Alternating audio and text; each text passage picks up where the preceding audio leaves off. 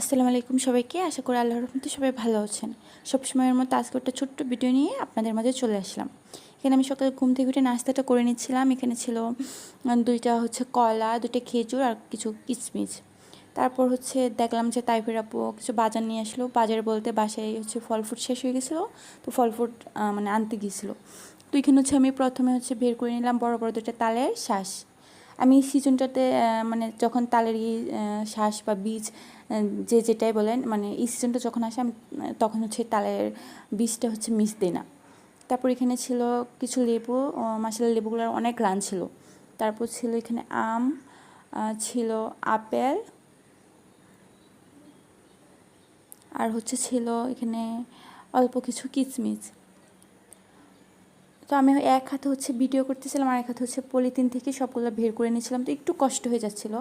কিন্তু তারপর আমি ভিডিওটা করেছি। এখানে ছিল কলা, তারপর ছিল কিছু খেজুর। যারা যারা আমার ভিডিওটা দেখছেন দয়া করে একটা লাইক, একটা কমেন্ট করে যাবেন। তারপর সবগুলো আমি পলিথিন থেকে বের করে আমি সবগুলো ভালো করে গুছিয়ে নেব। এখানে আমি একটা ঝুড়িতে আমগুলো ভালো করে গুছিয়ে এটা বাহিরে রাখবো, আর আরেকটা ঝুড়িতে আমি আপেলগুলা নিয়ে এটা ফ্রিজে রেখে দেব। তো আমার আগে থেকে কিছু খেজুর ছিল, ওই খেজুরটা আমি বের করে নেব। এখন যেটা নিয়ে এসেছে আর আগে যেটা ছিল সেটা আমি একটা বয়মে ভালো করে খুলে রাখবো, ওই পলিথিন থেকে। যে এগুলো এখন এনেছে আর এটা ছিল ফ্রিজে, তো আমি সবগুলো একসাথে রেখে একটা টিফিন বক্স করে ফ্রিজে রেখে দেব। তারপর আমি সব কিছু গুছিয়ে দুপুরে রান্না করতে যাব। তো এখানে আমি টমেটো আলু দিয়ে শিং মাছ রান্না করব। প্রথমে আমি পেঁয়াজ আর কাঁচামরিচটা কষিয়ে আমি তার মধ্যে আলু আর টমেটোটা কষিয়ে এখানে মাছগুলো আগে থেকে ধুয়ে রেখেছিলাম সেটা দিয়ে দিব।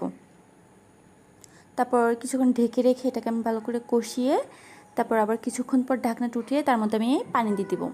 পানি দেওয়ার পর আমি সবগুলো ভালো করে একটু নাড়িয়ে দেবো। তারপর আবার আমি ঢাকনা দিয়ে ঢেকে দেবো সিদ্ধ হওয়ার জন্য। তো এই যে আমার শিং মাছের তরকারিটা হয়ে এসেছে। তারপর আমি এখানে ভাজি করব আলু। তো আলুগুলো আমি আগে থেকে চাক চাক করে কেটে ধুয়ে নিয়েছিলাম। এখন মশলা দিয়ে মেখে আমি তেলের উপরে ছেড়ে দিব ভাজার জন্য। তো সবগুলো আমি ভালো করে মশলা দিয়ে আমি তেলের মধ্যে ছেড়ে দিব।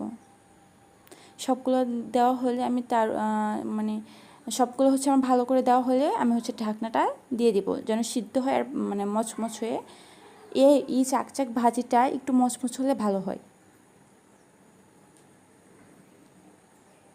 এখানে আমার দেওয়া শেষ। আমি কিছুক্ষণ পর ঢাকনা উঠিয়ে এগুলো আবার উল্টে দিব যেন দুই পিঠটাতে ভালো করে হয়, সিদ্ধ হয় বা মচমচে হয়।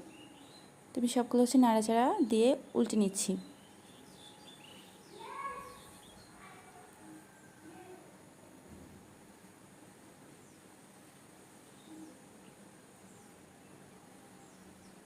তারপর আমি এক পাশে আমি ওই কড়াইটাতে আমি এক পাশে কিছু আলু ভাজার জন্য কিছু পেঁয়াজ আর কাঁচামরিচটা হালকা লবণ দিয়ে তেলের মধ্যে ভেজে নিব। এখানে তেলটা একটু কমে গিয়েছিলো, তো আমি একটু পরিমাণ মতো একটু তেল দিয়ে নিলাম। তো এগুলো আমি কাঁচামরিচ আর পেঁয়াজগুলো ভেজে আমি আলু আর পেঁয়াজ সবগুলো আবার উলট পালট করে আমি মিক্সড করে নিব। এই যে আমার আলু ভাজিটা হয়ে এসেছে। তারপর আমি এখানে রান্না করব মিষ্টি কুমড়া ভাজি। তো মিষ্টি কুমড়া আমি আগে কেটে নিয়েছিলাম। তো এখানে আমি এখন রান্না করব। এই তো আমার রান্না শেষ। আল্লাহ হাফিজ।